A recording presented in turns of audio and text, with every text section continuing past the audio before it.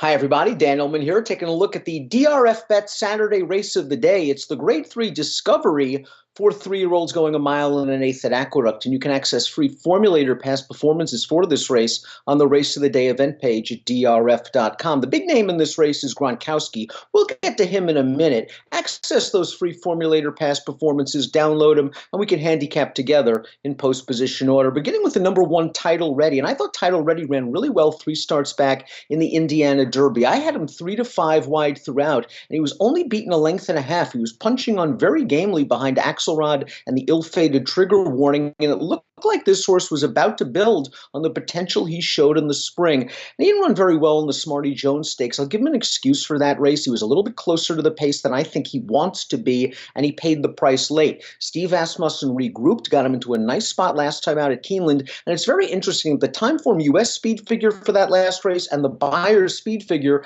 differs greatly. Beyer has him at a rather pedestrian 84. Timeform US gives him a very strong 117 speed figure. That's one of the fastest speed figures recently of any horse in this field. So perhaps Title Ready is a little bit dirtied up coming into this Discovery, and I think he's going to get a solid enough pace to rally into. He's going to be a good price, and he's a horse worth considering on the bottom of exotic wagers at the very least. Number 2 is Life's a Parlay, and this is a very lightly raced 3-year-old trained by Todd Pletcher. He won his maiden at Gulfstream Park, looked like he was going to be on his way to becoming a solid stakes horse for Todd during the spring, and he went away. Something physically must have happened to this horse because he was gone for almost 10 months. He returned with a solid win last time out at Belmont going 7 furlongs. He was very late to change leads in the stretch, and this is going to be his first time around 2 turns. But the Timeform US pace projector of the race has the 4 out there on the lead. I think the 5 is either going to be close or battling for the lead. And Life's a Parlay can slot just in behind the leaders under Louis Saez.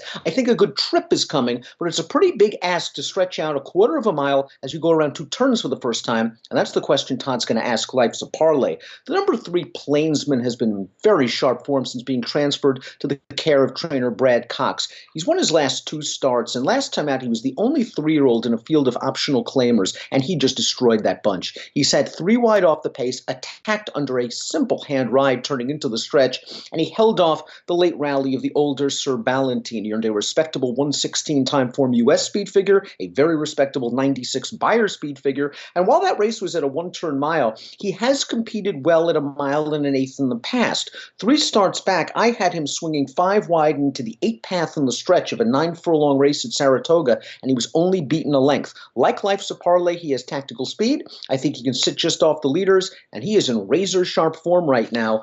Plainsman, a very strong contender in this spot. The 4 is Roaming Union, and he figures to be either on the lead or sitting second in the early portion of this race. He's won his last 2 starts for a very good trainer in Kelly Breen, but I think he prefers a wet track, and that's what he got last time out at Keeneland. The horse that finished 3rd came back to run 2nd in a Grade 3 race on the turf, the Commonwealth turf for Churchill Downs, with an 88 Beyer speed figure. While Roaming Union is a winner over this course and distance, he's run 14 times. I think he's a bit exposed, and I think this might be a little bit too tough. Upgrade if the track is wet. The 5 is Bon Raison. He was the only 3-year-old in the Grade 3 Bold Ruler handicap last time out, and those horses were just a little bit too tough. One, the winner, No Dozing, simply freaked, and if he runs that race, it's going to be a handful in the Cigar Mile coming up next week.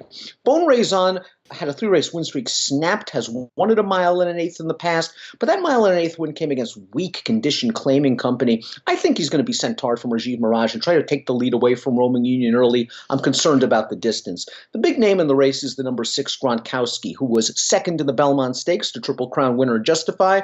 And while he was beaten in his next 2 starts, and a lot of folks were a little bit down on Gronkowski, I don't think those races are as bad as they seem in context with this race. In the Belmont, you could say, sure, he took advantage of a fast pace up front, and he kind of picked up the pieces to finish 2nd behind Justify after a ground-saving ride. The Travers was a race that was controlled up front by both Catholic Boy and Mendelssohn. Gronkowski was far, far back and just could never make a dent. And last time out in the Jockey Club Gold Cup, while he did get a pace to run at, and he really didn't run very well, it was a strong race. The runner-up Thunder Snow ran 3rd in the Breeders' Cup Classic in his subsequent outing with a 103 Beyer speed figure. The 7th place finisher actually came back to win the Bet on Sunshine Stakes at Churchill Downs with a 102 2 Beyer speed figure. Class relief for Gronkowski, who's going to appreciate a mile and an eighth and a solid pace up front. It's a very important race for Gronkowski to prove to Chad Brown that he continues to belong in the handicap division next year as a 4-year-old. Bal Harbour completes the field. He beat Title Ready in that race at Keeneland last time out. It was his first start as a gelding, his first start off a long layoff. This horse always had class. He was a multiple stakes winner as a 2-year-old for Todd Pletcher going a mile.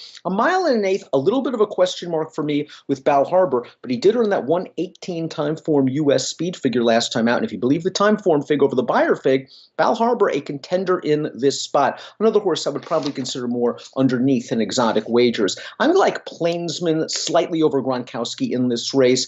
I think the Plainsman will offer slightly better value. Gronkowski more of a big name, but I'm going to go 3, 6, and 2 in the Grade 3 Discovery. It is your DRF Bets Saturday race of the day. Best of luck.